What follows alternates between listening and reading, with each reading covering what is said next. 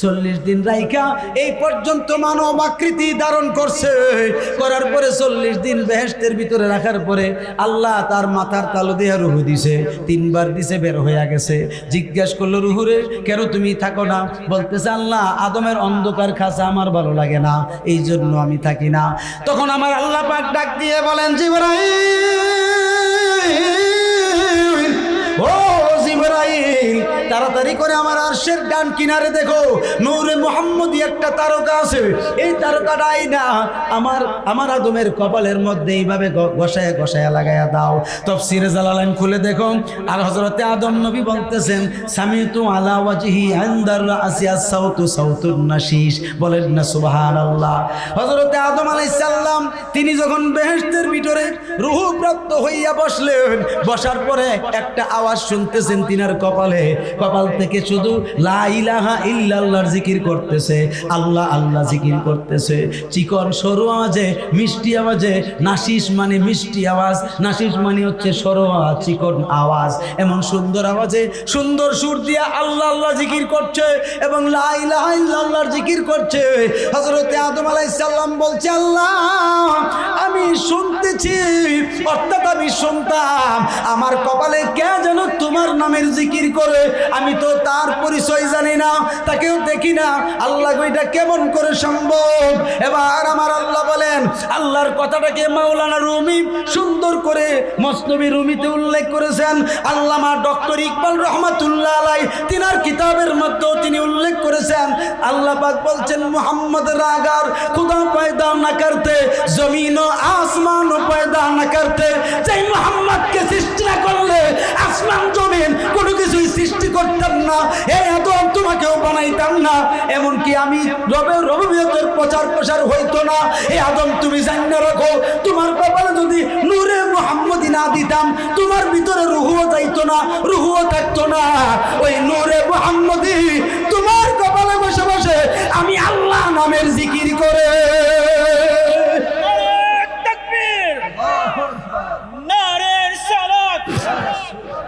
আমার ভাইরা খুব মনোযোগ। এবার আজরাইল আলাইহিস সালাম এক মুষ্টি মাটি হাতে নিয়ে বলছে, আল্লাহ ও আল্লাহ, এই মাটিগুলো কোন জায়গায় রাখবো? আল্লাহ বলেন, দেখো মক্কা শরীফে খানায় কাবা ঘর থেকে প্রায় 8 মাইল 8.5 মাইল দক্ষিণ দিকে গেলে একটা জায়গা আছে ওয়াদিয়ে মুহাররম। বলেন না সুবহানাল্লাহ। বুখারী শরীফে আসছে ওয়াদিয়ে মুহাররম। ইবনে হিশামের এক রাওয়ায়াতে আসছে ওয়াদিয়ে নুমান। এই ওয়াদিয়ে নুমান অথবা ওয়াদিয়ে মুহাররম নামক জায়গায় তুমি মাটিগুলো রাখো। ওই জায়গায় নিয়ে আজরাইল আলাইহিস সালাম মাটিগুলো রাখছেন। খালি জায়গা, কি জায়গা? একেবারে খালি জায়গা রাখছে। রাখার পর আল্লাহ আদেশ করছেন, তুমি তো একটা জায়গা থেকে আনছো, এবার সমস্ত দুনিয়ার আরো 60 জায়গা থেকে তুমি এক মুঠ করে মাটি আনো। আটো জোরে কর না সুবহানাল্লাহ। আরো কয় জায়গা? 60 জায়গা। 60 আর এক জায়গা কয় জায়গা হয়েছে? এই 61 জায়গার মধ্যে প্রথম যেই জায়গা থেকে মাটিটা নিয়েছিল হযরত আজরাইল আলাইহিস সালাম, এই জায়গাটার মাঝখানে হলো খানায়ে কাবা। এই জায়গার মাঝখানটা কি? খানায়ে কাবা। এখানেই খানায়ে কাবা স্থাপন করলেন। কেন? কারণ কি? কারণ হচ্ছে এই খানায়ে কাবার এই জায়গায় যে স্থাপন করছেন আল্লাহ পাক, এটার রহস্য আছে একটা। সেই রহস্যটা হচ্ছে পৃথিবীর জমিনে যত আদম সন্তান হবে তাদের মৌলিক ইবাদতের জায়গাটা এবং ইবাদতের স্থানটা, ইবাদতের দিকটা হবে কাবা। ঠিক কিনা? কিন্তু এই প্রত্যেকটা মানুষের মূল হইল হযরতে আদম আলাইহিস সালাম। এই প্রত্যেকটা মানুষের মূলকে আদম আলাইহিস সালাম। যেহেতু এই জায়গার মাটি সর্বপ্রথম নিয়েছে, এই জায়গার মাটি কি মৌলিক সূত্রে মাটি বলা হয়েছে আদম নবীকে, অর্থাৎ এই জায়গার মাটি দিয়ে আদম নবীর সৃষ্টি করা হলো। যত আদম সন্তান আছে তাদের আব্বার নাম হলো আদম আলাইহিস সালাম। এই জন্য প্রত্যেকটা মানুষের মূল হচ্ছে আসল হচ্ছে আদম আলাইহিস সালাম। এক কথায় খানায়ে কাবা। বলেন না সুবহানাল্লাহ, আটো জোরে বলেন না সুবহানাল্লাহ। এরপরে বাবারা আমার, এবার আজরাইল আলাইহিস সালাম আরো 60 জায়গা থেকে মাটি আনছেন। মাটি আনার পরে আমার আল্লাহ রাব্বুল আলামিন 40 দিন যাবত পর্যন্ত বৃষ্টি দিলেন। বৃষ্টি দেওয়ার পরে জায়গার যে মাটিগুলো আছে আঠা আঠা হয়েছে, অর্থাৎ আঠালো হয়েছে। এইভাবে মাটিগুলো ভিজতে ভিজতে যখন আঠালো হলো, এবার আল্লাহ আদেশ করলেন, আজরাইল এই মাটির স্তূপ থেকে তুমি এক মুষ্টি মাটি উঠাও। এক মুষ্টি মাটি উঠাইলো, এই মাটিগুলো 40 মণ হয়েছে। আল্লাহ বলেন, হে আজরাইল তুমি একটা কাজ করো, আমার আদমের বডিটা বানাও, লাশটা বানাও, অর্থাৎ তার বডিটা তৈরি করো। এবার আদম আলাইহিস সালামের ব্যাপারে এই কথা যখন আল্লাহ বললেন, হযরতে আজরাইল আলাইহিস সালাম বলতেছে, আল্লাহ গো আমি কোন সুরতে বানাবো, কেমন করে বানাবো, আমি তো এটার নকশা জানি না, আমি নকশা দেখছি না, আমি কেমন করে আদমের বডিটা বানাবো। আল্লাহ পাক বললেন, তুমি এইভাবে এই কোমর থেকে নিচ পর্যন্ত 2টা পা এইভাবে তুমি বানাও, আমি তোমারে শিখিয়ে দিচ্ছি, তুমি এইভাবে বানাও। আমার আল্লাহ কুদরতিভাবে শিখিয়ে দিচ্ছেন। আদম আলাইহিস সালামের নিচের এই কোমর থেকে নিচের অংশগুলো হযরতে আজরাইল আলাইহিস সালাম বানায়া কমপ্লিট করছেন। এরপর আমার আল্লাহ বলেন, তুমি একটা কাজ করো, কোমর থেকে এমনি ভাবে বডিটা বানাও। এই বডিটা বানানোর পরে এই যে 2টা হাড্ডি আছে কিনা নাই, জোরে বলেন আছে কিনা নাই। তাফসীরে আসছে এই যে 2টা হাড্ডি রয়েছে, এই হাড্ডি পর্যন্ত বডিটা বানানো হলো। বানানোর পরে হযরতে আদম আলাইহিস সালামের ব্যাপারে আজরাইল আলাইহিস সালামকে আল্লাহ পাক বলছেন, এই দুইটা হাড্ডি থেকে সুন্দর করে 2টা হাত এমনি ভাবে বানাও। বানাইছে এই পুরা বডিটা আল্লাহ যেইভাবে শিখিয়ে দিয়েছেন, হযরতে আজরাইল আলাইহিস সালাম তৈরি করলেন। তৈরি করার পরে মাবুদ ও আমার আল্লাহ, এরপরে আমি কেমনে বানাবো, কিভাবে তৈরি করব, বাকি অংশটা তো আমার জানা নাই, আমার তো বাকি অংশটা আমার তো জানা নাই, কেমন করে আমি বানাবো, তৈরি করব, এটা তো দেখিও নাই, জানিও নাই, কেমন করে, তুমি তো এমন কথা বলো নাই। আল্লাহকে তুমি একটা কথা আমারে বলে দাও। আমার আল্লাহ ডাক দিয়ে বলে, আজরাইল ও আজরাইল রে, তোমার ডিউটি শেষ, তুমি চলে যাও। সুবহানাল্লাহ বলে। এই পর্যন্ত তুমি বানাইছো, আমি দেখায়া দিয়েছি, এবার তোমার ডিউটি শেষ, তোমার চাকরি শেষ, এখান থেকে চলে যাও, এখান থেকে চলে যাও। বাকি কাজ আমি আল্লাহ নিজে করব। এই জন্য আল্লাহ পাক এই মাথা হবে, এই চেহারা হবে, এই নাক মুখ কান এই রকম আকৃতি হবে, আল্লাহ দিয়েছেন। এই আকৃতির ব্যাখ্যায় সহিহ বুখারীতে ইমাম ইসমাইল বুখারী রাহমাতুল্লাহ আলাইহি উল্লেখ করেন, খালাকাল্লাহু আদম আলা সূরাতিহি আই তাযীমান সূরাতিল্লাহ। বলেন না সুবহানাল্লাহ।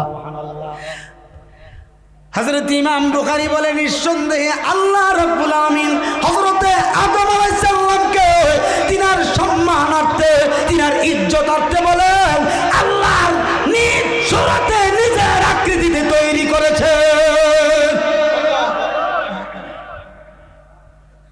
এটা হচ্ছে আই তাযীমান, আই তাযীমান। তাফসীরে আছে আয় তাযীমান, মানে সম্মানার্থে। বলেন না সুবহানাল্লাহ। কার সম্মানার্থে? আদম নবীর। কার? আদম নবীর সম্মানার্থে। এটা পুতুল তৈরি করলেন, কমপ্লিট। 40 দিন আবার রৌদ্র দিছে। কি দিছে? দুনিয়াতে। হযরত আদম নবীর বডিটা শক্ত হলো। আল্লাহ আদেশ করছেন, জিবরাইল এই বডিটা তুমি বেহেশতের ভিতরে নিয়ে আসো। কোন জায়গায়? বেহেশতের ভিতরে নিয়ে যাওয়ার জন্য বলছে। এখন আপনাদের কাছে আমার জিজ্ঞাসা, আল্লাহ তো নিজেই বলেছেন ওয়াইজ ক্বালা রাব্বুকা লিল মালাইকাতি ইন্নী জাইলুন ফিল আরদি খলিফা। আল্লাহ বলছেন আমি খলিফা বানাইতে চাই, খলিফা তৈরি করতে চাই জমিনের জন্য, জমিনের জন্য, জমিনের জন্য। বেহেশত নিল কেন? কি বলেন? বেহেশত নিছে কি লিগা? বানাইছে জমিনের লিগা। কারণ আসেনি? ওই যে বলছিলাম ইবলিসরে পরীক্ষা করার সময় জিবরাইলকে বলছে আল্লাহ এর পরীক্ষার সময় তার আইতাছে, এই পরীক্ষাতে পাশ করলে জাগাত থাকতে পারবো, নাইলে পদত্যাগ। ঠিক কিনা? মিস্টার ইবলিস মুআল্লিমুল মালাইকা হইছে কি অহংকার ফেরের ভিতরে জমছে তার। এবার বেহেশতের ভিতরে নিয়ে আরো 40 দিন রাখছে। কয়দিন? 40 আর 40 কত হইছে? 80 দিন। দুনিয়াতে 40 দিন শুকাইছে, বেহেশতে নিয়ে রাখছে আরো 40 দিন। কয়দিন হইছে?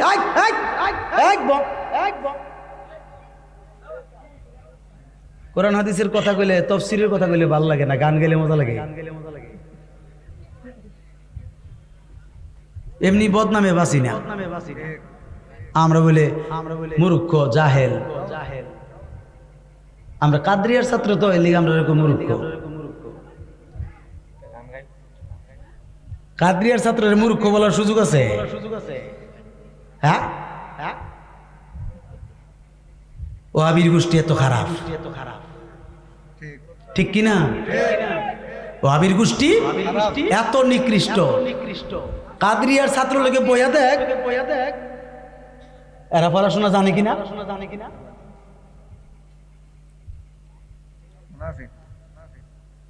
এবার 40 80 দিন।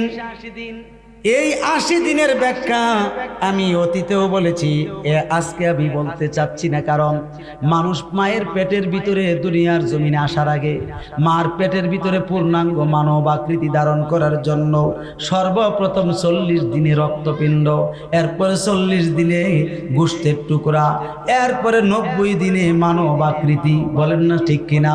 এই 5 মাস 20 দিন লাগে একটা মানুষ পূর্ণাঙ্গভাবে মায়ের পেটে তৈরি হইতে। অথচ আল্লাহ রাব্বুল আলামিন আদম নবীকে দুনিয়াতে 40 দিন বৃষ্টি দিছে মাটির উপরে, মাটিগুলো ভিজে খামিরা হয়েছে, আঠালো হয়েছে। এখান থেকে বানাইয়া সুন্দর করে 40 দিন রৌদ্র দিয়া শুকাইছে। শুকানোর পরে বেহেশতের ভিতরে নিছে, সেখানে নিয়ে আরো 40 দিন রাখছে। একবার দেখলে নয়নে, একবার দেখলে জোরাইতাম প্রাণ। ও গো নবীজি তুমি মেহেরবান, মাশাআল্লাহ।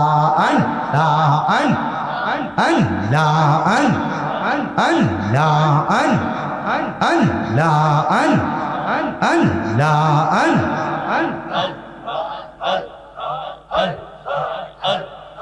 তুমি আদি, তুমি অন্ত, তুমি মোদের যাওয়া আনো গো, মাশাআল্লাহ।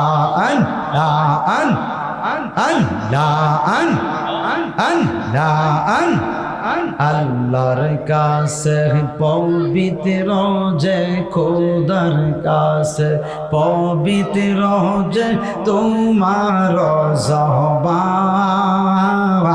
ও গো নবীজি তুমি মেহেরবান, মাশাআল্লাহ।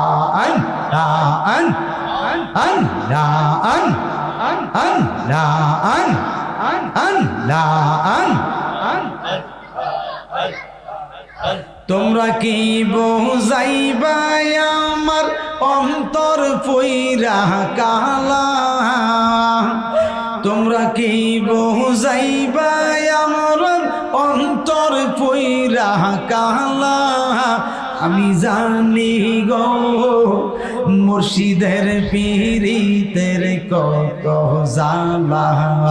আমরা জানি গো দয়ালের পীরিতের কত জ্বালা। মাশাআল্লাহ।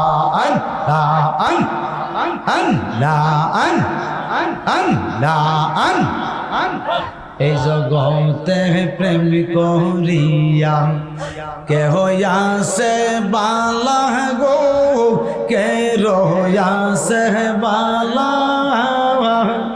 এই জগতে প্রেম করিয়া কে রয়াছে বালা গো, কে রয়াছে বালা। মুর্শিদের পীড়িতে আমরার অন্তর পইরা কহিলা, দয়ালের পীড়িতে আমরার অন্তর পইরা কহিলা। আমরা জানি গো বাজানের পীড়িতের কত জ্বালা, আমরা জানি গো মুর্শিদের পীড়িতের কত জ্বালা।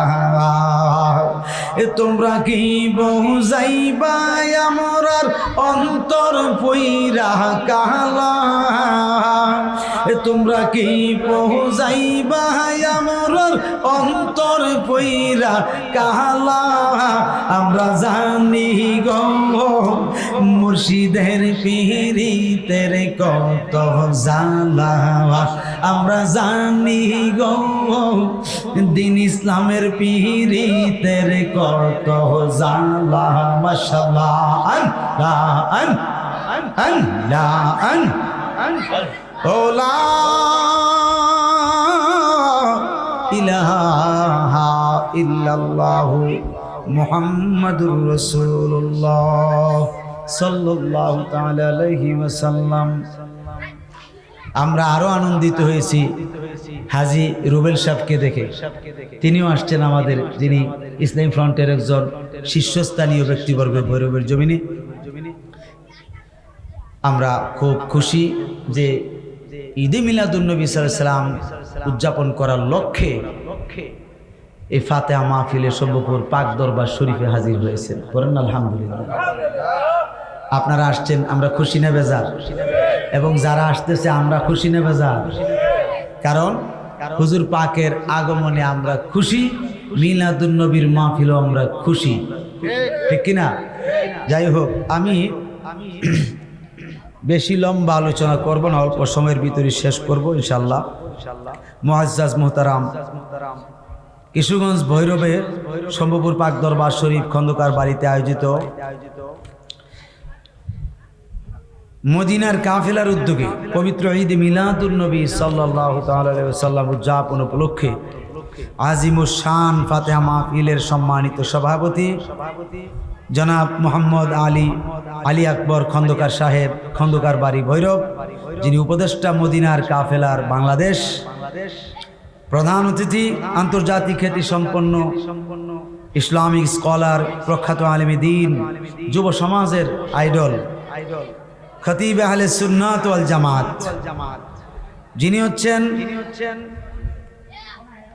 দাওয়াতি ইমানি বাংলাদেশের সুযোগ্য চেয়ারম্যান এবং ব্রাহ্মণবাড়িয়া চাপুর ফয়জিয়া দরবার শরীফের গদিনীশীল পীর সাহেব, আমার বন্ধুবর আল্লামা পীর মুফতি গিয়াসউদ্দিন আত-তাহিরি সাহেব মাদ্দাজিল্লাহুল আলিয়া, বারাকাল্লাহু ফি হায়াতি ওয়া ইলমিহি, জোরে বলেন আমিন। দিগার ওলামায়ে কেরাম, সার্বিক তত্ত্বাবধানে পীরে তরিকত রাহনুমায়ে শরীয়ত, আমার হৃদয়ের মানুষ যাকে আমি মহাব্বত করি, যিনি মদিনার কাফেলা বাংলাদেশের চেয়ারম্যান, এই সম্ভবপুর পাক দরবার শরীফের পীর সাহেব কিবলা, পীর তরিকত রাহনুমায়ে শরীয়ত শাহ মোহাম্মদ খন্দকার খাজা দ্বীন ইসলাম শম্ভুপুরী পীর সাহেব মাদ্দাজিল্লাহুল আলিয়া, বারাকাল্লাহু ফি হায়াতিহি ওয়া ইলমিহি, জোরে বলেন আমিন। মাহফিল পরিচালনা করছেন যিনি হচ্ছেন এই মদিনা কাফেলা বাংলাদেশের যুগ্ম সাধারণ সম্পাদক এবং এই মদিনার কাফেলা বাংলাদেশের কেন্দ্রীয় পরিষদের দপ্তর সম্পাদক জনাব মোহাম্মদ হৃদয় আহমদ ও মোহাম্মদ ফারদিন রানা।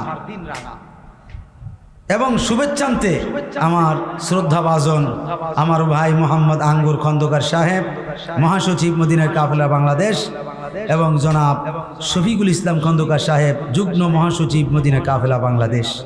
দিগার তোলাবাই কেরাম, ওলামাই কেরাম, তোলাবাই কেরাম, হাজি এজাম, মুরব্বী নিজাম, যুবক বাবারা, ছোট ছোট মাসুম বাচ্চারা, পর্দা নিশিন মাহফুল, মহান রবের দরবারে কোটি কোটি শুকরিয়া জ্ঞাপন করছি, যিনি আমাকে আপনাকে এই বেহেশতের বাগানে আসার বসার তৌফিক দিয়েছেন। মহাব্বতে করি আলহামদুলিল্লাহ। লক্ষ কোটি দরুদ ও সালাম সে নবী পাকের নুরানি কদম মুবারকে, যেই নবীর আগমনে আসমান জমিন আরশ কুরসি লৌহ কলম আগুন পানি মাটি বাতাস ফেরেশতা থেকে শুরু করে জিন ইনসান গাছপালা তরলতা, এক কথায় 18,000 সৃষ্টি, 80,000-এর উপর অগণিত আলম, ইল্লা ইবলিস, কি ইল্লা ইবলিস, ইবলিসে জিন্নাত ওয়াল ইনসান,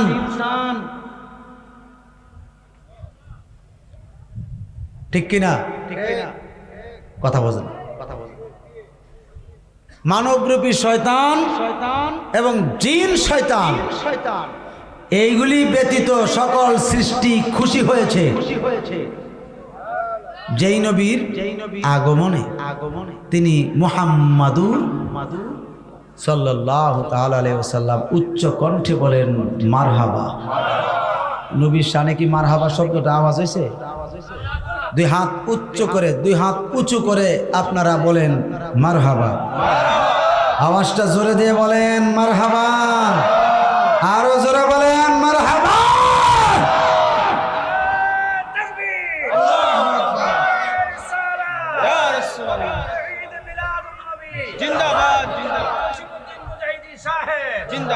এই মাহফিলটা কি মাহফিল চলতেছে? জোরে বলেন না, কি নবী? মিলাদুন নবী। আমাদের দেশে তো সিরাতুন নবী আর মিলাদুন নবী নিয়ে লাগছে, ঠিক নি? আমরা কোনটা পালন করি? আগে মিলাদুন নবী, আমরা দুটোই পালন করি। আগে মিলাদুন নবী পালন করি, এরপরে সিরাতুন নবী। মিলাদুন নবী নবীজির শুভ আগমন বৃত্তান্ত, শুভ আগমন বৃত্তান্ত। মিলাদ মাউলুদুন থেকে মিলাদ, মিলাদ মানে বাংলা অর্থ জন্ম। বাংলা অর্থ কি? জন্ম। এই মিলাদের ওই বাংলা অর্থ আগমন। রাসূলুল্লাহর শানে আগমন, আর আপনি আমার শানে কিয়ামত পর্যন্ত আদম সন্তানদের শানে জন্ম, ঠিক কিনা? এখন আপনার আমার শানে যে জন্ম শব্দটা যদি আমি রাসূলুল্লাহর শানে লাগাই, এটা কি আদব হবে না বেয়াদবি হবে? এই জন্য আল্লাহ বলেছেন লা তাজআলু দুআ রাসূলে বাইনাকুম কা দুআয়ে বাদিকুম বাদা। আল্লাহ বলেছেন, এ পৃথিবীর মানুষ, আমার হাবিবের শান কত মহান করেছি আমি আল্লাহ নিজে প্রমাণ, নাজিল করে পবিত্র কোরআন, ঠিক কিনা? এ পৃথিবীর মানুষ, তোমরা যেভাবে তোমাদের একে অপর সঙ্গে সম্বোধন করে কথা বলো, তোমরা একজন আরেকজনকে সম্বোধন করে ডাকাডাকি করো। যেমন বাবাকে বাবা বলে ডাকো, চাচাকে চাচা বলে ডাকো, দাদাকে দাদা বলে ডাকো, বন্ধুকে বন্ধু বলে ডাকো। দুনিয়ার সম্পর্ক বজায় রেখে আমার রাসূলকে তোমরা ডাকতে পারবে না। তাইলে কিভাবে ডাকতে হবে?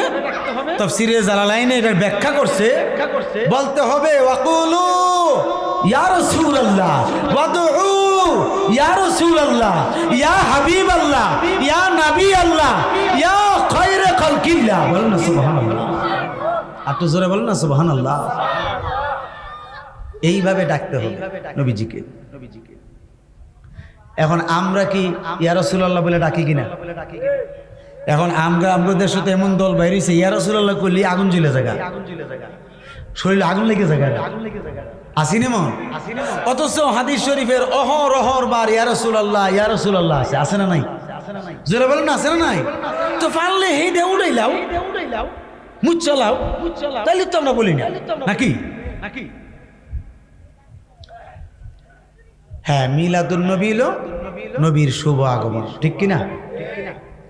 আর সিরাতুন নবী মানে নবীজির কর্মজীবন, নবীজির কর্মজীবন, নবীজির চরিত্র। বলেন না সুবহানাল্লাহ।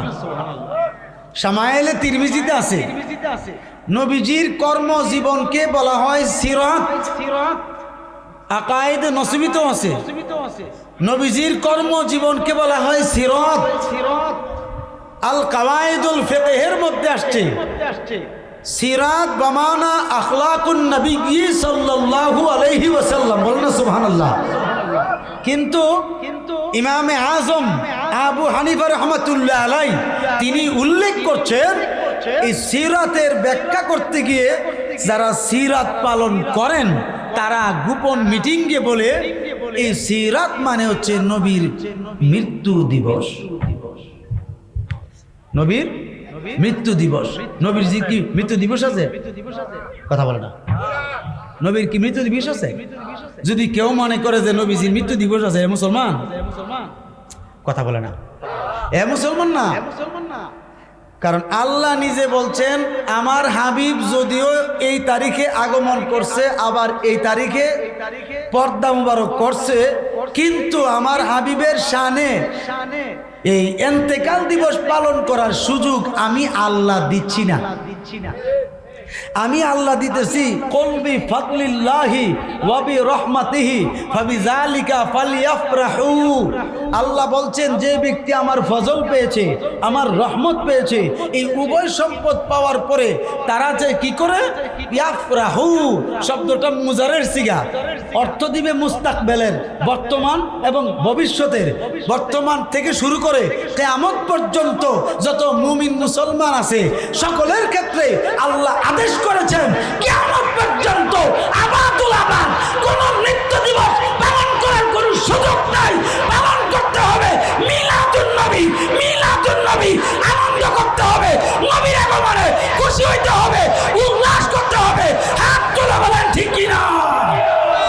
নারে তাকবীর, নারে রিসালাত, নারে গাউসিয়া। পবিত্র ঈদে মিলাদুন নবী সম্মুপুর পাক দরবার শরীফ। যেই ব্যক্তি বলবে, যেই মৌলবী বলবে, যে মোল্লা বলবে মিলাদুন নবী সুক্কা লাগে, জায়েজ নাই, সুলকানি উড়ে, নাজায়েজ বলে, আপনারা নিঃসন্দেহে মনে করবেন সে আব্দুল ওয়াহাব নজদির ট্যাবলেট খাইছে, ঠিক কিনা?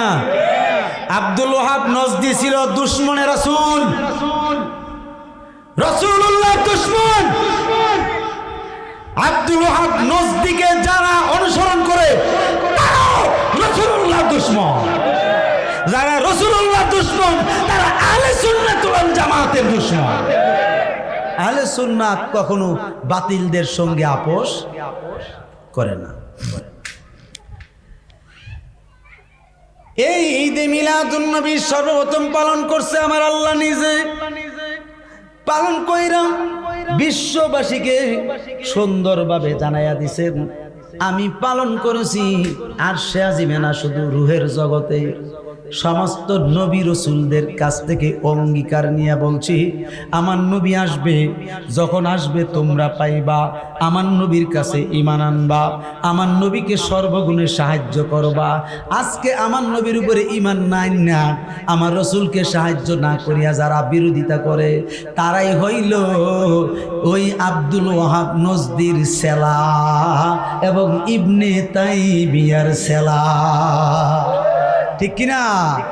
এই জন্য যেই ব্যক্তি বলবে ইবনে তাইমিয়া রহমাতুল্লাহ আলাইহি, আমি বলবো তুই গাদার ঘরের গাদা, ঠিক কিনা? ইবনে তাইমিয়ার কথা তুই মানস, কিন্তু ইমাম বুখারীর কথা মানুষ না, ইমাম মুসলিমের কথা মানুষ না। কথা কনা, ইমাম বুখারী তাবী ছিল, ইমাম মুসলিমও তাবী ছিল, ইমাম আজমও তাবী ছিল, তারারে তুই মানুষ না, ইবনে তাইমিয়ারে মানুষ। কারণ জারজ তো জারজের দিকেই টানে। কুল্লু শাইইন ইয়ারজিউ ইলা আসলিহি হাদিস শরীফে আসছে প্রত্যেক বস্তু তার মূলের দিকে ধাবিত হয়। কথা বলেন ঠিক কিনা? আহলে সুন্নাত ওয়াল জামাতের মূল হচ্ছেন নবী মুহাম্মদুর রাসূলুল্লাহ সাল্লাল্লাহু আলাইহি ওয়াসাল্লাম। আর আহলে সুন্নাত ছাড়া বাকি দল যত আছে সব হইলে সকলের মূল হইল আব্দুল ওয়াহাব নজদি এবং ইহুদি। কথা কোন ঠিক কিনা? আর জোরে কোন ঠিক না বেঠি? এখন আসেন বাবারা আমার, সকলে আমার সাথে পড়েন ঈদে মিলাদুন নবীর মাহফিল, ঈদে মিলাদুন নবীর মাহফিল প্রথম করছেন রব্বানা। ঈমানদার গণ জুলুস করোনা, ঈমানদার গণ জুলুস কর। মহব্বত করে পড়তে পারবেন না? তাহলে উচ্চ কণ্ঠে পড়েন ঈদে মিলাদুন নবীর মাহফিল, ঈদে মিলাদুন নবীর মাহফিল প্রথম করছেন রব্বানা।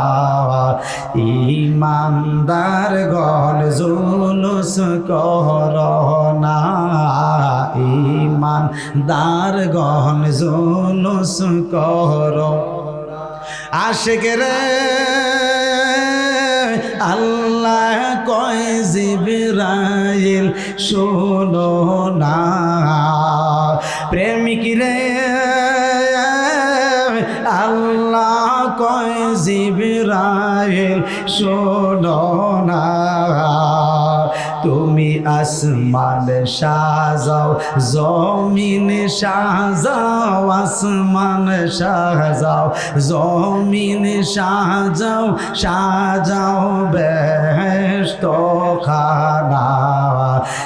ঈমানদার গণ জুলুস করোনা, ঈমানদার গণ জুলুস কর। আশিক রে সূরা আল ইমরানে আছে বর্ণনা, যাকে বলে অঙ্গীকার দিন, যাকে বলে অঙ্গীকার দিন, কানার দলে দেখে না। ঈমানদার গণ জুলুস করোনা, ঈমানদার গণ জুলুস কর। আশিক রে ওগো শোনো নবীজির আগমনের ঘটনা, পশু পাখি নবী চিনল, পশু পাখি নবী চিনল, মুনাফিকরা চিনল না। ঈমানদার গণ জুলুস করোনা, ঈমানদার গণ জুলুস করোনা।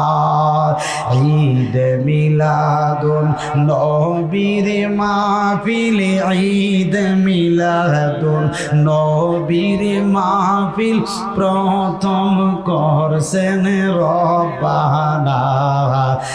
ঈমানদার গণ জুলুস করোনা, ঈমানদার গণ জুলুস করোনা।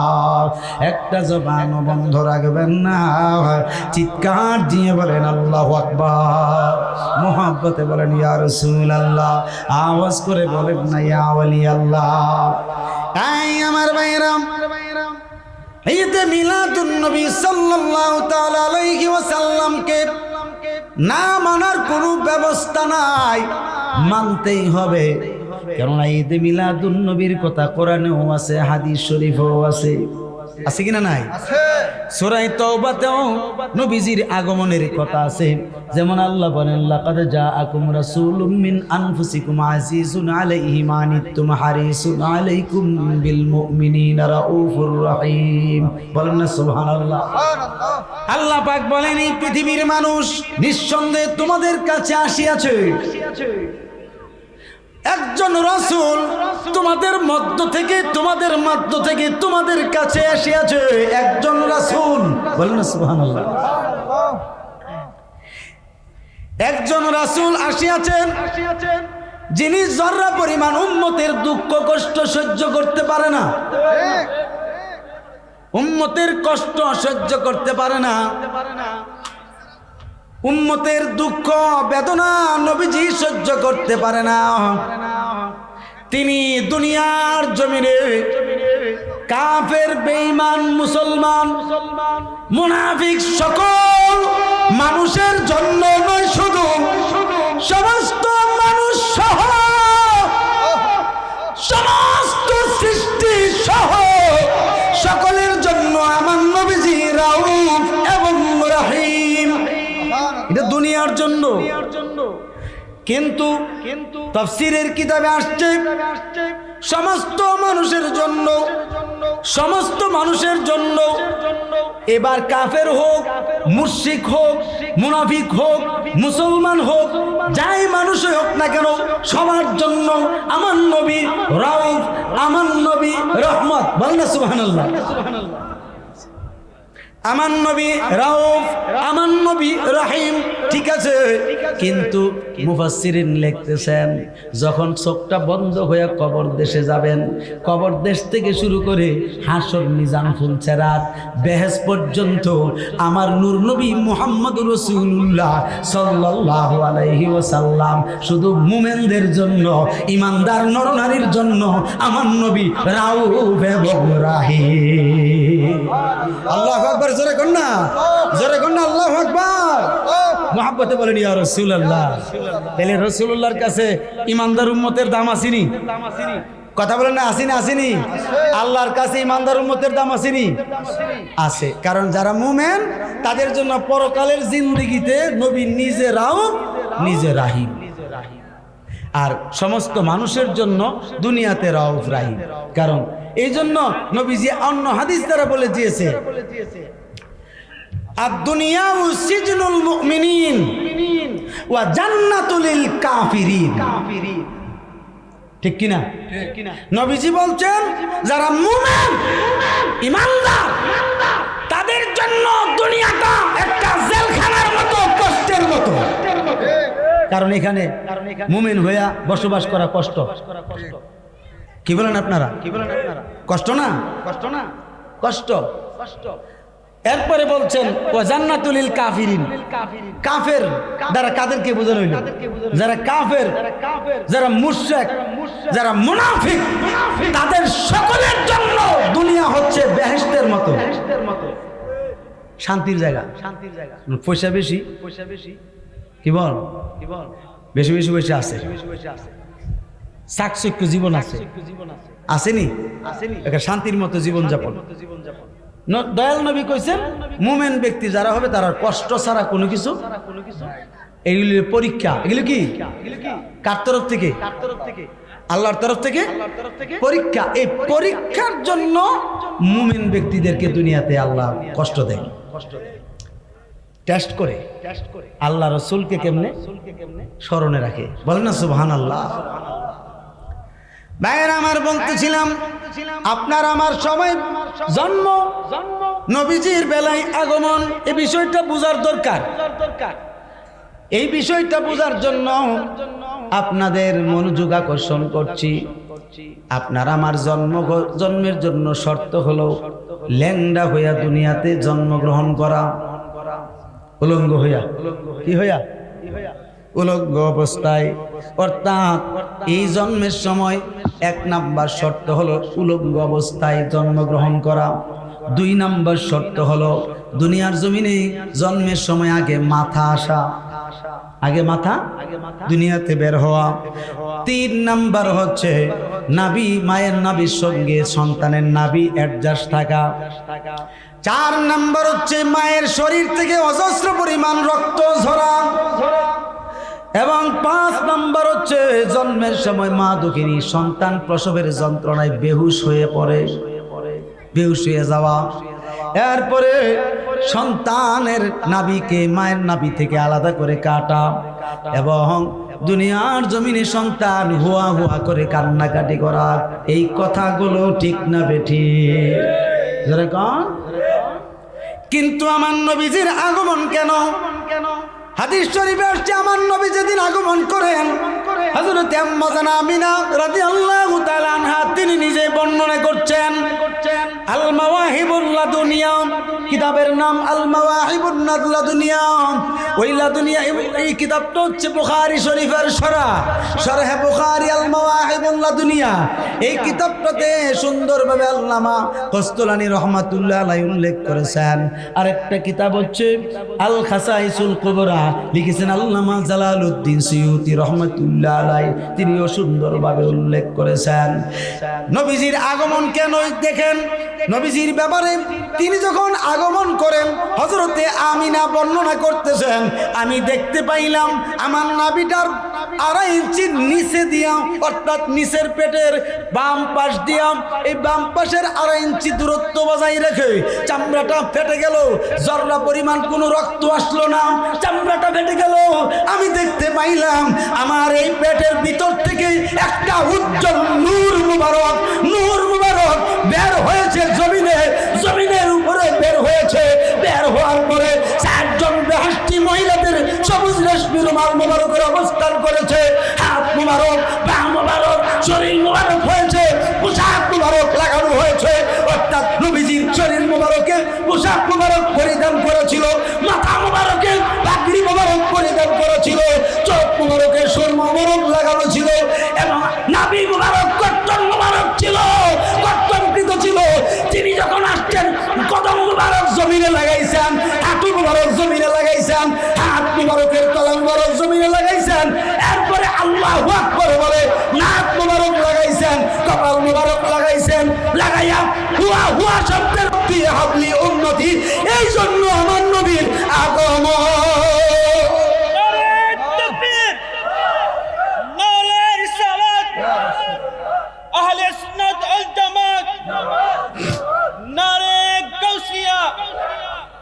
শম্ভুপুর পাক দরবার শরীফ, মুফতি জসিমউদ্দিন মুজাহিদিন সাহেব।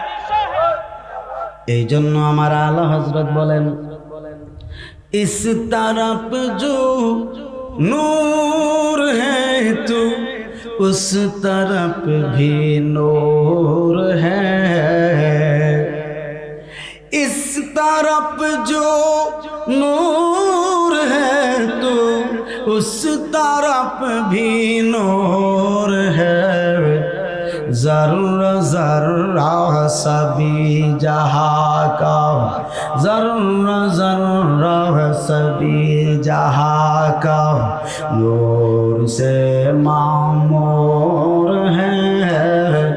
ईद मिलादुन नबी है, दिल बड़ा मसरूर है। ईद दीवाना के तो बारबी नूर है। अल्लाहुम्मा सल्ली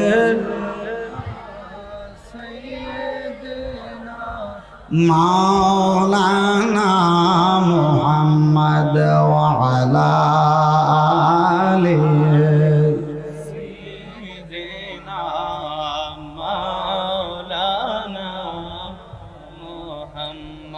या रसूलुल्लाह हबीबी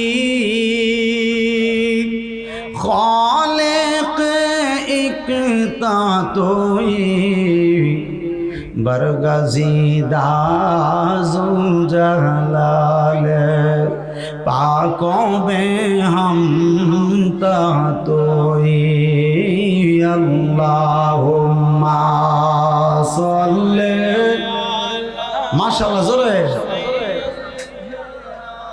মাওলানা মুহাম্মদ ওয়া আলা আলি সাইয়্যিদিনা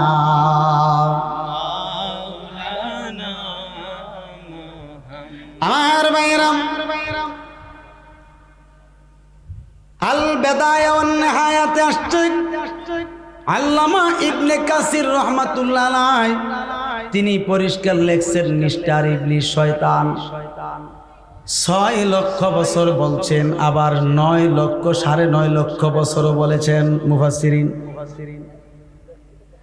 এত বছর ইবাদত করলো, এমন কোন দুনিয়ার জমিনে এমন কোন জায়গা নাই এই শয়তানের সেজদা পড়ে নাই। জররা পরিমাণও জায়গা বাকি নাই, সব জায়গাতে এই ইবলিসের সেজদা পড়েছে। ইবলিসের আল্লাহ রাব্বুল আলামিন বলেছে, এই ইবলিস তুমি তো ছিলে আযাজিল ফেরেশতা, তুমি আযাজিল ফেরেশতা হইয়া বহুত ইবাদত বندگی করেছো। ইবলিস বলছে আল্লাহ শুধু ইবাদত বندگی না, আসমান এবং জমিন অর্থাৎ ঊর্ধ্ব এবং অধঃ, ঊর্ধ্ব এবং অধঃ এমন কোন জায়গা নাই, এমন কোন চুল পরিমাণ জায়গা নাই আমি ইবলিস তোমারে সেজদা দিছি না।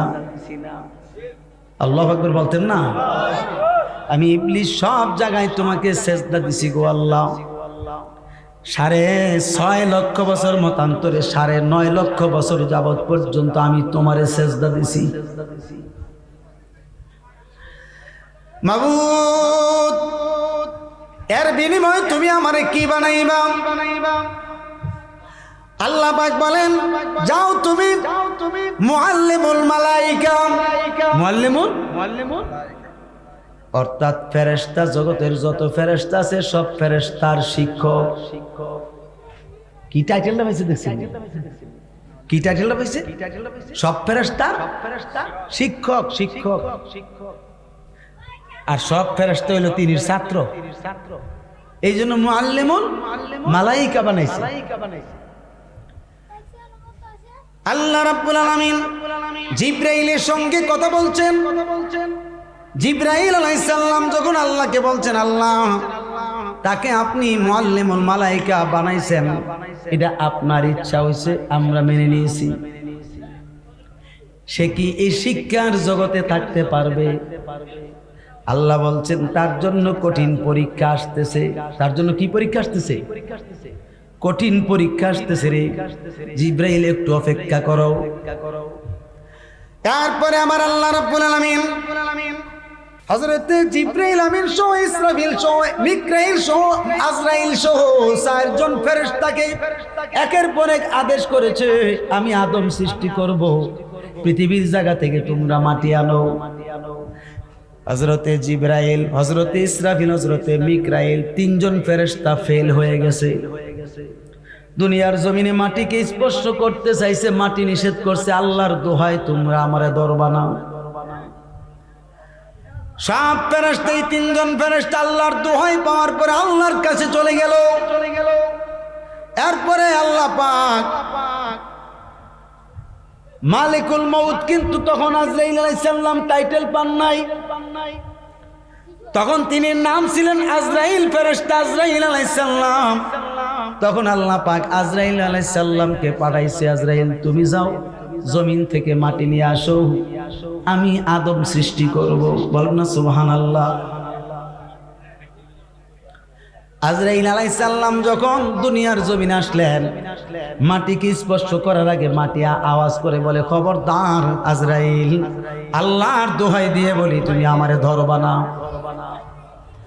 আজরাইল আলাইহিস সালাম বলেন, আমি জিবরাইল না, মিকাইল না, ইসরাফিল না, আমি হইলাম আজরাইল। তুই মাটি, যেই আল্লাহর দোহাই দিয়েস না ধরতে, আমি ওই আল্লাহর আদেশ পালন করার জন্য তোরে নিতে আইছি। জোরে কোন সুবহানাল্লাহ। তুই হাজার বাধা দিলেও আমি তোরে না নিয়ে যাব না রে মাটি। এমনি কিভাবে এই কথা বলিয়া এইভাবে যখন থাবা দিছে মাটির উপরে, তেনের এক মুষ্টি মাটি উঠছে। এই এক মুষ্টি মাটি 40 মণ মাটি হয়েছে। কয় মণ? কথা বলে না, কয় মণ? আমগো বৈরবে শক্তিশালী পাওয়ারফুলি বিরাট বড় মোটা তাজা মানুষটা যদি 1 মুঠ মাটি উড়ায়, কয় মণ হইব? 1 কেজি হয়তো দমাদম। তাহলে আজরাইল 1 মুষ্টি মাটি উঠেছে, 40 মণ মাটি উঠছে। আজরাইল মনে খুব ছোট। হ্যাঁ,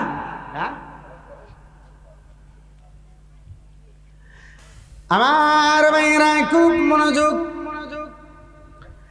এবার আজরাইল আলাইহিস সালাম 1 মুষ্টি মাটি হাতে নিয়ে বলছে, আল্লাহ, ও আল্লাহ, এই মাটিগুলো কোন জায়গায় রাখবো? আল্লাহ বলেন, দেখো মক্কা শরীফে খানায় কাবা ঘর থেকে প্রায় 8 মাইল 8.5 মাইল দক্ষিণ দিকে গেলে একটা জায়গা আছে, ওয়াদি মুহাররম। বলেন না সুবহানাল্লাহ। বুখারী শরীফে আসছে ওয়াদি মুহাররম। ইবনে হিশামের এক রাওয়ায়াতে আসছে ওয়াদি নুমান। এই ওয়াদি নুমান অথবা ওয়াদি মুহাররম নামক জায়গায় তুমি মাটিগুলো রাখো। ওই জায়গায় আজরাইল আলাইহিস সালাম মাটিগুলো রাখছেন। খালি জায়গা, কি জায়গা? একেবারে খালি জায়গা রাখছে। রাখার পরে আল্লাহ আদেশ করছেন, তুমি তো একটা জায়গা থেকে আনছো, এবার সমস্ত দুনিয়ার আরো 60 জায়গা থেকে তুমি 1 মুঠ করে মাটি আনো। আটো জোরে কর না সুবহানাল্লাহ। আরো কয় জায়গা? 60 জায়গা। 60 আর 1 জায়গা কয় জায়গা হয়েছে? এই 100টি জায়গার মধ্যে প্রথম যেই জায়গা থেকে মাটিটা নিয়েছিল হযরত আজরাইল আলাইহিস সালাম, এই জায়গাটার মাঝখানে হলো খানায়ে কাবা। এই জায়গার মাঝখানটা কি? খানায়ে কাবা। এখানেই খানায়ে কাবা স্থাপন করলেন। কেন? কারণ কি? কারণ হচ্ছে এই খানায়ে কাবার এই জায়গায় যে স্থাপন করছেন আল্লাহ পাক, এটার রহস্য আছে একটা। সেই রহস্যটা হচ্ছে পৃথিবীর জমিনে যত আদম সন্তান হবে তাদের মৌলিক ইবাদতের জায়গাটা এবং ইবাদতের স্থানটা, ইবাদতের দিকটা হবে কাবা। ঠিক কিনা? কিন্তু এই প্রত্যেকটা মানুষের মূল হইল হযরতে আদম আলাইহিস সালাম। এই প্রত্যেকটা মানুষের মূলকে আদম আলাইহিস সালাম যেহেতু এই জায়গার মাটি সর্বপ্রথম নিয়েছে, এই জায়গার মাটি কি মৌলিক সূত্রে মাটি বলা হয়েছে আদম নবীকে। অর্থাৎ এই জায়গার মাটি দিয়ে আদম নবীর সৃষ্টি করা হলো। যত আদম সন্তান আছে তাদের আব্বার নাম হলো আদম আলাইহিস সালাম। এই জন্য প্রত্যেকটা মানুষের মূল হচ্ছে আসল হচ্ছে আদম আলাইহিস সালাম। এক কথায় খানায়ে কাবা। বলেন না সুবহানাল্লাহ। আটো জোরে বলেন না সুবহানাল্লাহ। এরপরে বাবারা আমার, এবার আজরাইল আলাইহিস সালাম আরো 60 জায়গা থেকে মাটি আনছেন। মাটি আনার পরে আমার আল্লাহ রাব্বুল আলামিন 40 দিন যাবত পর্যন্ত বৃষ্টি দিলেন। বৃষ্টি দেওয়ার পরে জায়গার যে মাটিগুলো আছে আঠা আঠা হয়েছে, অর্থাৎ আঠালো হয়েছে। এইভাবে মাটিগুলো ভিজতে ভিজতে যখন আঠালো হলো, এবার আল্লাহ আদেশ করলেন, আজরাইল এই মাটির স্তূপ থেকে তুমি 1 মুষ্টি মাটি উঠাও। 1 মুষ্টি মাটি উঠাইলো, এই মাটিগুলো 40 মণ হয়েছে। আল্লাহ বলেন, হে আজরাইল তুমি একটা কাজ করো, আমার আদমের বডিটা বানাও, লাশটা বানাও, অর্থাৎ তার বডিটা তৈরি করো। এবার আদম আলাইহিস সালামের ব্যাপারে এই কথা যখন আল্লাহ বললেন, হযরতে আজরাইল আলাইহিস সালাম বলতেছে, আল্লাহ গো আমি কোন সুরতে বানাবো, কেমন করে বানাবো, আমি তো এটার নকশা জানি না, আমি নকশা দেখছি না, আমি কেমন কেমন করে আদমের বডিটা বানাবো। আল্লাহ পাক বললেন তুমি এইভাবে এই কোমর থেকে নিচ পর্যন্ত দুইটা পা এইভাবে তুমি বানাও, আমি তোমারে শিখিয়ে দিচ্ছি তুমি এইভাবে বানাও। আমার আল্লাহ কুদরতিভাবে শিখিয়ে দিচ্ছেন আদম আলাইহিস সালামের নিচের এই কোমর থেকে নিচের অংশগুলো হযরতে আজরাইল আলাইহিস সালাম বানায়া কমপ্লিট করছেন। এরপর আমার আল্লাহ বলেন তুমি একটা কাজ করো, কোমর থেকে এমনি ভাবে বডিটা বানাও। এই বডিটা বানানোর পরে এই যে দুইটা হাড্ডি আছে কিনা নাই, জোরে বলেন আছে কিনা নাই। তাফসীরে আসছে এই যে দুইটা হাড্ডি রয়েছে এই হাড্ডি পর্যন্ত বডিটা বানানো হলো। বানানোর পরে হযরতে আদম আলাইহিস সালামের ব্যাপারে আজরাইল আলাইহিস সালামকে আল্লাহ পাক বলছেন এই দুইটা হাড্ডি থেকে সুন্দর করে দুইটা হাত এমনি ভাবে বানাও। বানাইছে এই পুরা বডিটা আল্লাহ যেইভাবে শিখিয়ে দিয়েছেন হযরতে আজরাইল আলাইহিস সালাম তৈরি করলেন। তৈরি করার পরে মাবুদ ও আমার আল্লাহ এরপরে আমি কেমনে বানাবো, কিভাবে তৈরি করব, বাকি অংশটা তো আমার জানা নাই, আমার তো বাকি অংশটা আমার তো জানা নাই, কেমন করে আমি বানাবো তৈরি করব এটা তো দেখিও নাই জানিও নাই, কেমন করে তুমি তো এমন কথা বলো নাই। আল্লাহকে তুমি একটা কথা আমারে বলে দাও। আমার আল্লাহ ডাক দিয়ে বলে আজরাইল, ও আজরাইল রে তোমার ডিউটি শেষ, তুমি চলে যাও। সুবহানাল্লাহ বলে। এই পর্যন্ত তুমি বানাইছো, আমি দেখায়া দিয়েছি, এবার তোমার ডিউটি শেষ, তোমার চাকরি শেষ, এখান থেকে চলে যাও, এখান থেকে চলে যাও। বাকি কাজ আমি আল্লাহ নিজে করব। এই জন্য আল্লাহ পাক এই মাথা হবে, এই চেহারা হবে, এই নাক মুখ কান এই রকম আকৃতি হবে আল্লাহ দিয়েছেন। এই আকৃতির ব্যাখ্যায় সহিহ বুখারীতে ইমাম ইসমাইল বুখারী রাহমাতুল্লাহ আলাইহি উল্লেখ করেন খলাকাল্লাহু আদম আলা সূরাতিহি আই তাযীমান সূরাতিল্লাহ। বলেন সুবহানাল্লাহ। হযরত ইমাম বুখারী বলেন নিঃসন্দেহে আল্লাহ রাব্বুল আলামিন হযরতে আদম আলাইহিস সালামকে তিনার সম্মানার্থে তিনার ইজ্জতার্থে বলেন আল্লাহর নিজ সূরতে নিজের আকৃতিতে তৈরি করেছে। এটা হচ্ছে আই তাযীমান, আই তাযীমান। তাফসীরে আছে আয় তাযীমান মানে সম্মানার্থে। বলেন না সুবহানাল্লাহ। কার সম্মানার্থে? আদম নবীর। কার? আদম নবীর সম্মানার্থে। এটা পুতুল তৈরি করলেন, কমপ্লিট 40 দিন আবার রৌদ্র দিছে। কি দিছে? দুনিয়াতে হযরত আদম নবীর বডিটা শক্ত হলো। আল্লাহ আদেশ করছেন জিবরাইল এই বডিটা তুমি বেহেশতের ভিতরে নিয়ে আসো। কোন জায়গায়? বেহেশতের ভিতরে নিয়ে যাওয়ার জন্য বলছে। এখন আপনাদের কাছে আমার জিজ্ঞাসা, আল্লাহ তো নিজেই বলেছেন ওয়াইজ ক্বালা রাব্বুকা লিল মালাইকাতি ইন্নী জাইলুন ফিল আরদি খলিফা। আল্লাহ বলছেন আমি খলিফা বানাইতে চাই, খলিফা তৈরি করতে চাই জমিনের জন্য। বেহেশত নিল কেন? কি বলেন? বেহেশত নিছে কি লিগা? বানাইছে জমিনের লিগা। কারণ আসেনি? ওই যে বলছিলাম ইবলিসরে পরীক্ষা করার সময় জিবরাইলকে বলছে আল্লাহ পরীক্ষার সময় তার আইতাছে, এই পরীক্ষাতে পাশ করলে জাগাত থাকতে পারবো, নাইলে পদত্যাগ। ঠিক কিনা? মিস্টার ইবলিস মুআল্লিমুল মালাইকা হইছে। কি অহংকার ফেরের ভিতরে জমছে তার। এবার বেহেশতের ভিতরে নিয়ে আরো 40 দিন রাখছে। কয়দিন? 40 আর 40 কত হইছে? 80 দিন। দুনিয়াতে 40 দিন শুকাইছে, বেহেশতে নিয়ে রাখছে আরো 40 দিন। কয়দিন হইছে?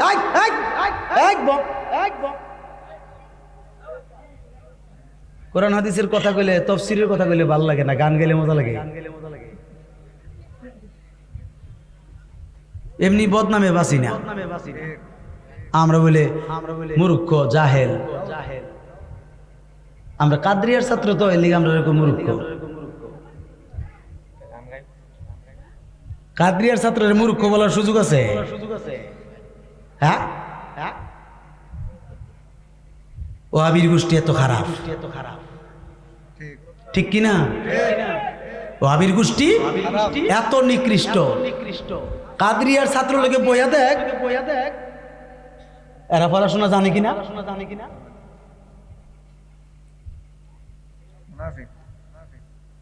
এবার 40-80 দিন, এই 80 দিনের ব্যাখ্যা আমি অতীতেও বলেছি, আজকে আমি বলতে চাচ্ছি না। কারণ মানুষ মায়ের পেটের ভিতরে দুনিয়ার জমিনে আসার আগে মার পেটের ভিতরে পূর্ণাঙ্গ মানব আকৃতি ধারণ করার জন্য সর্বপ্রথম 40 দিনে রক্তপিণ্ড, এরপরে 40 দিনে গোশতের টুকরা, এরপরে 90 দিনে মানব আকৃতি। বলেন না ঠিক কিনা? এই 5 মাস 20 দিন লাগে একটা মানুষ পূর্ণাঙ্গভাবে মায়ের পেটে তৈরি হইতে। অথচ আল্লাহ রাব্বুল আলামিন আদম নবীকে দুনিয়াতে 40 দিন বৃষ্টি দিছে মাটির উপরে, মাটিগুলো ভিজে খামিরা হয়েছে, আঠালো হয়েছে। এখান থেকে বানাইয়া সুন্দর করে 40 দিন রৌদ্র দিয়া শুকাইছে। শুকানোর পরে বেহেশতের ভিতরে নিছে, সেখানে নিয়ে আরো 40 দিন রাখছে। 40 দিন রাইখা এই পর্যন্ত মানব আকৃতি ধারণ করছে। করার পরে 40 দিন বেহেশতের ভিতরে রাখার পরে আল্লাহ তার মাথার তালু দিয়ে রুহ দিছে, 3 বার দিছে, বের হয়ে গেছে। জিজ্ঞাসা করলো, রুহুরে কেন তুমি থাকো না? বলতেছে, আল্লাহ আদমের অন্ধকার খাঁচা আমার ভালো লাগে না, এই জন্য আমি থাকি না। তখন আমার আল্লাহ পাক ডাক দিয়ে বলেন, জিবরাইল, ও জিবরাইল, তাড়াতাড়ি করে আমার আরশের ডান কিনারে দেখো, নূরে মুহাম্মদী একটা তারকা আছে। এই তারকাটাই না আমার আদমের কপালের মধ্যে এইভাবে ঘষায়া লাগাইয়া দাও। তাফসীরে জালালাইন খুলে দেখো, আর হযরতে আদম নবী বলতেছেন, সামিতু আলা ওয়াজহি আনদার রাসি আস-সাউতু সাউতুন নাশিশ। বলেন না সুবহানাল্লাহ। হযরতে আদম আলাইহিস সালাম তিনি যখন বেহেশতের ভিতরে রূহ প্রাপ্ত হইয়া বসলেন, বসার পরে একটা আওয়াজ শুনতেছেন তিনার কপাল থেকে শুধু লা ইলাহা ইল্লাল্লাহর জিকির করতেছে, আল্লাহ আল্লাহ জিকির করতেছে। চিকন সরু আওয়াজে, মিষ্টি আওয়াজে। নাশিস মানে মিষ্টি আওয়াজ, নাশিস মানে হচ্ছে সরু আওয়াজ, চিকন আওয়াজ। এমন সুন্দর আওয়াজে, সুন্দর সুর দিয়া আল্লাহ আল্লাহ জিকির করছে এবং লা ইলাহা ইল্লাল্লাহর জিকির করছে। হযরতে আদম আলাইহিস সালাম বলছে, আল্লাহ আমি শুনতেছি, অর্থাৎ আমি শুনতাম আমার কপালে কে যেন তোমার নামের জিকির করে, আমি তো তার পরিচয় জানি না, তাকেও দেখি না। আল্লাহ এটা কেমন করে সম্ভব? এবার আমার আল্লাহ বলেন, আল্লাহর কথাটাকে মাওলানা রুমি সুন্দর করে মসনবী রুমিতে উল্লেখ করেছেন। আল্লামা ডক্টর ইকবাল রহমাতুল্লাহ আলাইহি তিনার কিতাবের মধ্যেও তিনি উল্লেখ করেছেন। আল্লাহ পাক বলছেন, মুহাম্মদ রাগার খুদা পয়দা না করতে, জমিন ও আসমান পয়দা না করতে।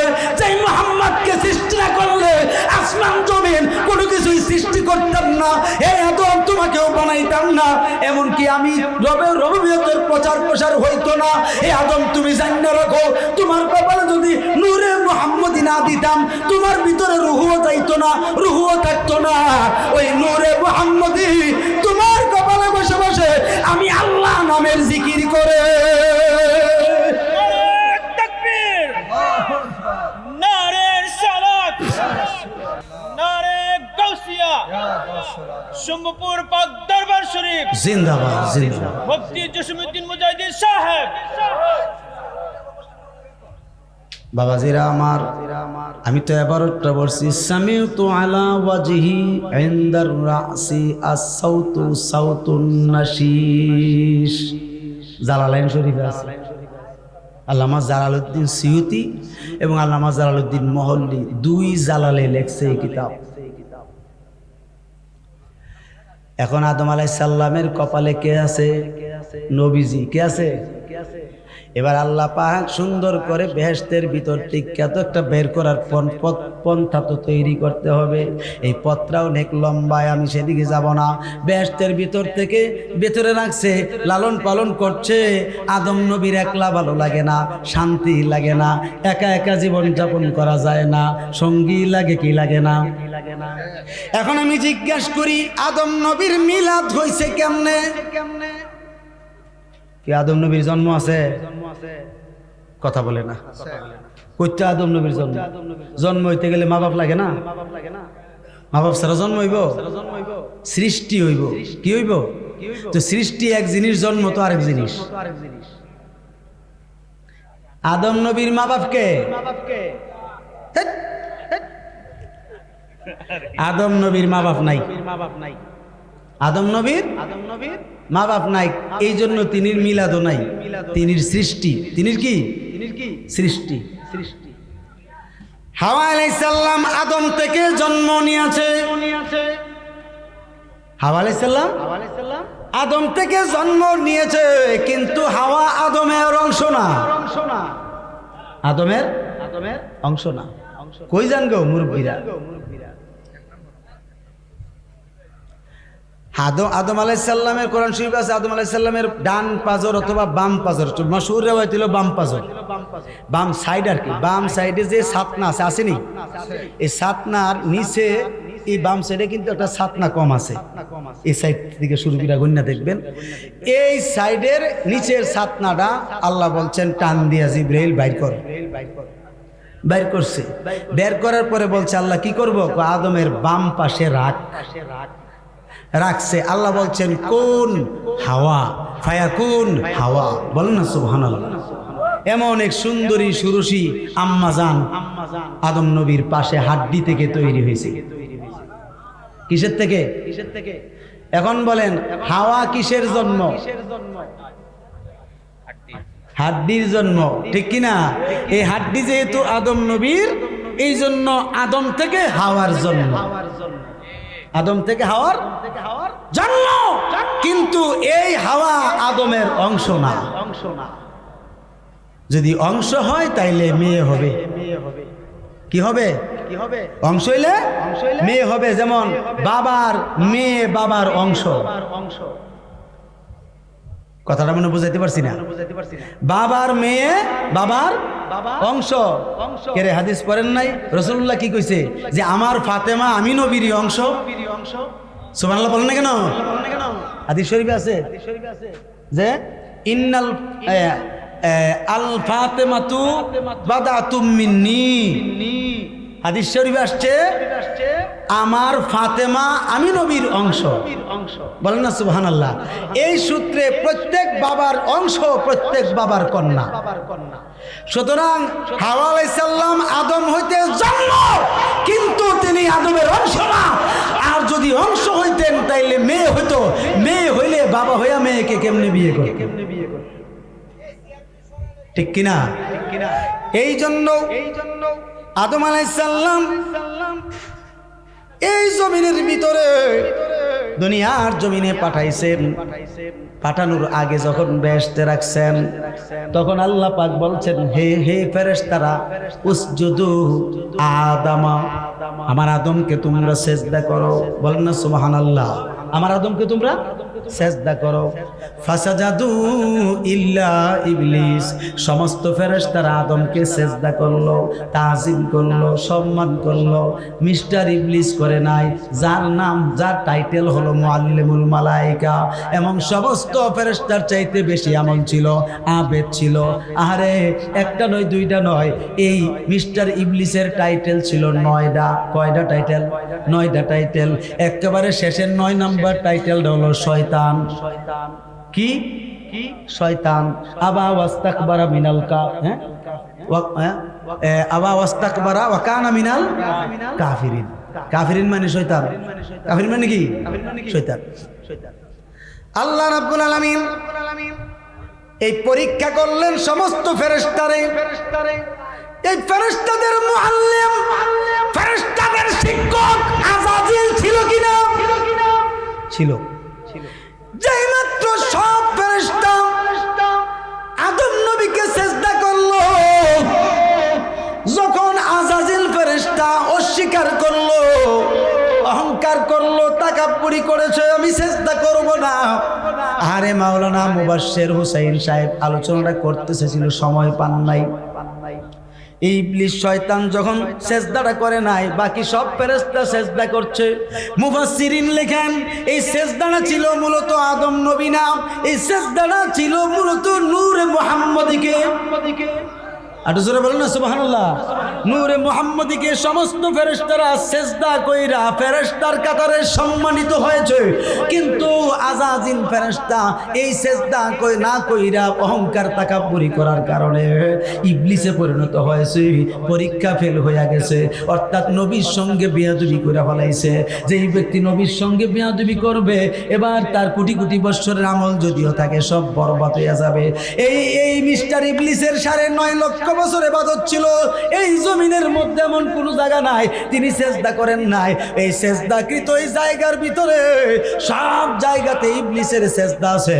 এই জন্য এই জমিনটাকে পবিত্র করার জন্য সর্বপ্রথম আমার নবীজির মিলাদুন নবী হইয়া কদম মুবারক যখন রাখছেন জমিনের মধ্যে মক্কা শরীফে, তামাম সৃষ্টি জগতের যত জমিন আছে আসমান আছে সব সৃষ্টি সব আসমান জমিন পবিত্র হইয়া যায়।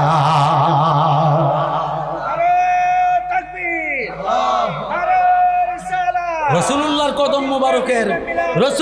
কদম মুবারকের কত পাওয়ার, লাগা মাত্র আসমান এবং জমিন পবিত্র হয়ে গেছে।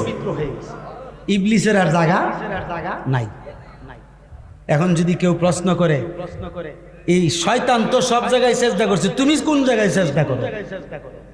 তরিকতের কথার দৃষ্টিকোণ থেকে কিছু সাধু দরবেশ যারা আছে তারা একটু ব্যতিক্রম ব্যাখ্যা বিশ্লেষণ করেনি যে পীরের পায়ে সেজদা করলে, আদমের পায়ে সেজদা করলে, আদম সন্তানের পায়ে সেজদা করলে এই সেজদাটা শয়তানের সেজদার মধ্যে পড়ে না। আপনি যদি মুমিন হন তাইলে রাসূলুল্লাহর কদম মুবারকের ব্যাখ্যা পড়তে হবে, ঠিক কিনা? রাসূলুল্লাহ এমন রাসূল যিনির কদম মুবারক জমিনে লাগা মাত্র আর ইবলিসের কোনো জায়গা নাই। সম্পূর্ণ জমিন, সম্পূর্ণ আসমান, আগুন, পানি, মাটি, বাতাস সব রাসূলুল্লাহর নূরের তাজাল্লিতে, কদম মুবারকের তাজাল্লিতে পবিত্র হয়ে গেছে। আপনি যেখানে সেজদা করবেন সেই সেজদাই আল্লাহ কবুল করবেন।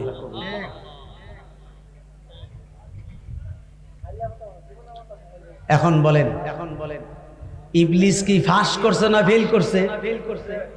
হ্যাঁ, এই জন্য আল্লাহ তারে 9টা টাইটেল দিয়া কইছে যে আর তুই থাকতারতি না, তুই কাফের হয়ে গেছো। আল্লাহ কেলেই কাফের হইছি? আমার রসুলের সঙ্গে তুই বেয়াদবি করছো, কুফরি করে লইছ। কারণ সেজদা করতে আদমরে বলছি সত্য, কিন্তু আদমের কপালে যে আমার রসুল আছে তুই এটা জানোস না, ঠিক কিনা? আদতে শয়তানে লান্নতি পায়, আদম সেজদা না করাতে তার নামাজ বিফলে যায়। ওরে 9 লাখ বছর ইবাদতে ইবলিসে লান্নতি পায়, ওরে আদম সেজদা না করাতে তার সকল সেজদা বিফলে যায়। আশেক যদি পড়বে নামাজ, আশেক যদি করবে সেজদা, ওগো সেজদা দাও দয়ালের পাওয়ায়, কুলুবুল মুমিনিনা আরশিল্লাহ, ওই সেজদা আমার আল্লাহ পাওয়ায়, মুর্শিদ রূপে ফানা মন। ওরে ওই নাম বিনে গতি নাই, বলেন ওই নাম বিনে গতি নাই। আদম সুরাতের মাঝে মুর্শিদ রূপে খেলছে সাই, মুর্শিদ রূপে ফানা মন। আশেক তুমি রোজা রাখো, যে রোজায় মাসুক মিলে, মুর্শিদ জাহান নিষেধ করে খাইও না জীবন গেলে, ঠিক কিনা? জোরে কোন না ঠিক না বেঠিক? ওগো আশেক তুমি রোজা রাখো, যে রোজায় মাসুক মিলে, পীরে জাহান নিষেধ করে, খাইও না জীবন গেলে। যিনি মুর্শিদ তিনি দয়াল, যিনি মুর্শিদ তিনি দয়াল, হুকুম তামিল করো তার, এক পলকে পার হইবে ফুলছে রাত আর মিজান পার, মুর্শিদ রূপে ফানা মন। ওরে ওই নাম বিনে গতি নাই, বলো ওই নাম বিনে গতি নাই। আদম সুরাতের মাঝে মুর্শিদ রূপে খেলছে সাই, মুর্শিদ রূপে ফানা মন। বলেন না আল্লাহু আকবার। তরিকতের ভাষায়, মারিফতের ভাষায় এক জিনিস, শরীয়তের ভাষা আরেক জিনিস। শরীয়তের মুর্শিদ হয়েছে যার যার মা বাবা, বলেন না সুবহানাল্লাহ। তরিকতের মুর্শিদ হলো যার কাছে আপনি বায়াত নিছেন, আর হাকিকতের মুর্শিদ হলেন নবী মুহাম্মদুর রাসূলুল্লাহ সাল্লাল্লাহু আলাইহি ওয়াসাল্লাম। এই জন্য যত বাহাদুরি করবা হাকিকতের মুর্শিদের সঙ্গে করো না, বরবাদ হইয়া যাইবা, ঠিক কিনা? এই জন্য রবিজির সঙ্গে যে ব্যক্তি চুল পরিমাণ বেয়াদবি করবে, আমেলাতুন নাসিবাতুন তাসলা নারান হামিয়া, কঠোর পরিশ্রমের বন্দিগি জাহান্নামে কাষ্ট হইয়া যাবে। কথা ঠিক কিনা? রাসূলুল্লাহর সঙ্গে বেয়াদবি করা যাবে না। একটু মহাব্বতের সাথে দরুদ শরীফ পড়েন। আল্লাহুম্মা সাল্লি আলা মুহাম্মাদ ওয়া আলা আলি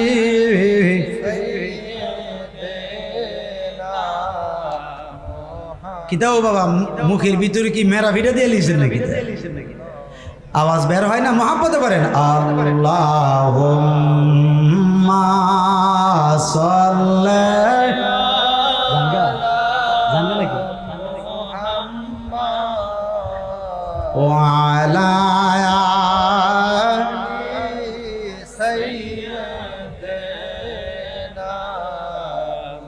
এ দুনিয়া মুসাফির খানা, মন রে জানো না রে এই দুনিয়া মুসাফির খানা, মন রে জানো। ওরে আইসো একা যাইবা একা কেউ যাবে না। আল্লাহুম্মা সাল্লি আলা মুহাম্মাদ ওয়া আলা আলি সাইয়্যিদিনা মুহাম্মাদ।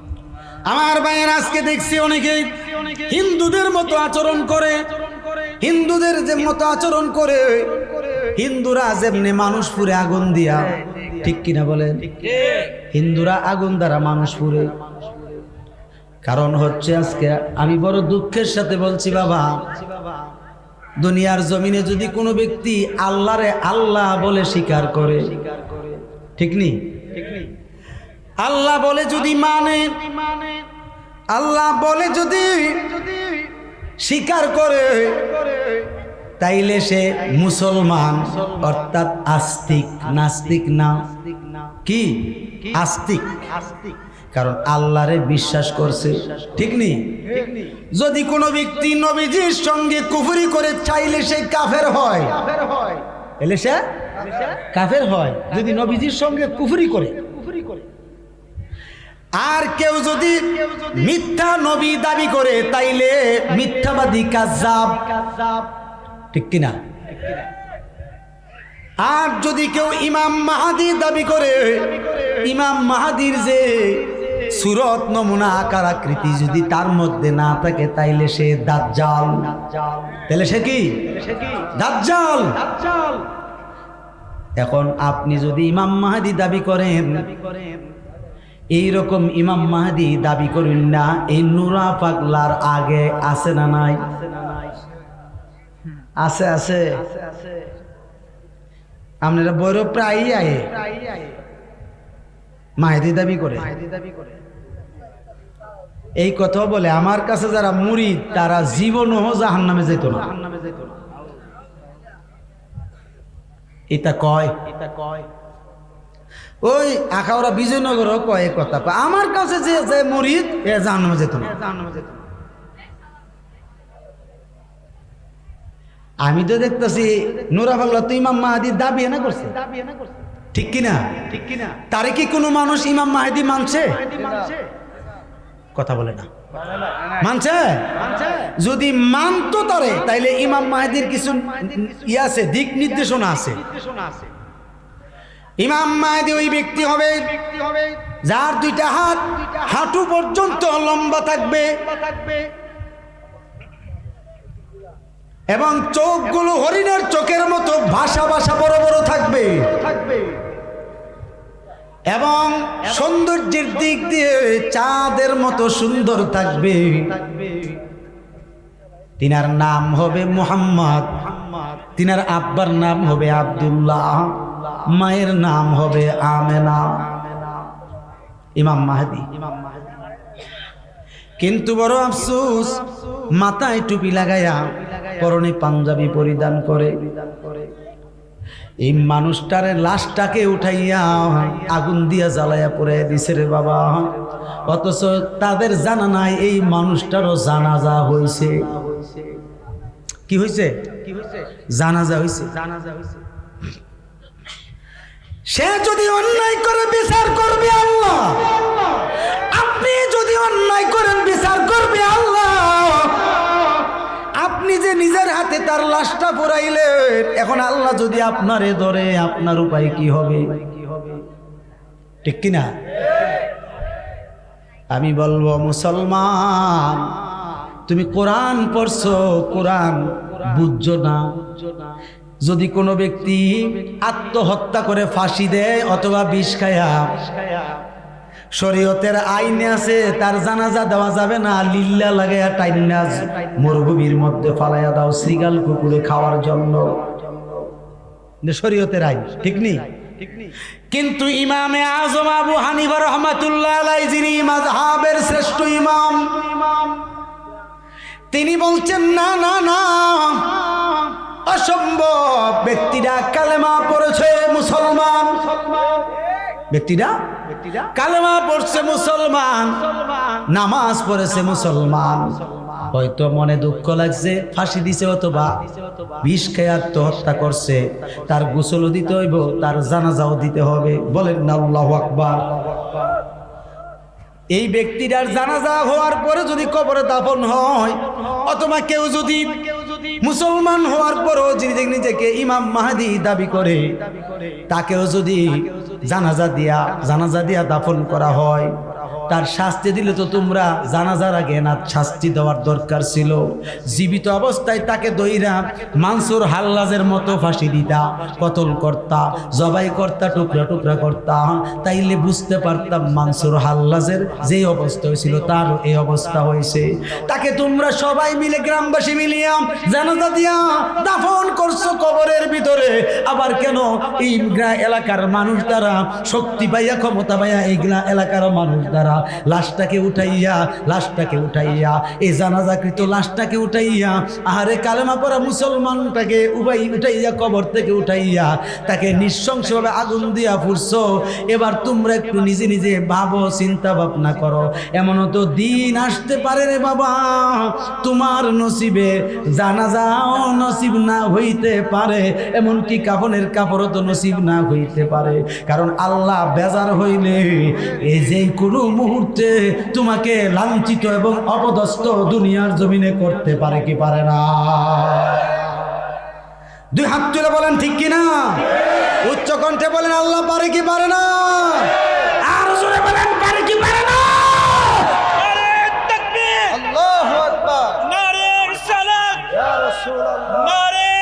দিয়া, সম্ভবপুর পাক দরবার শরীফ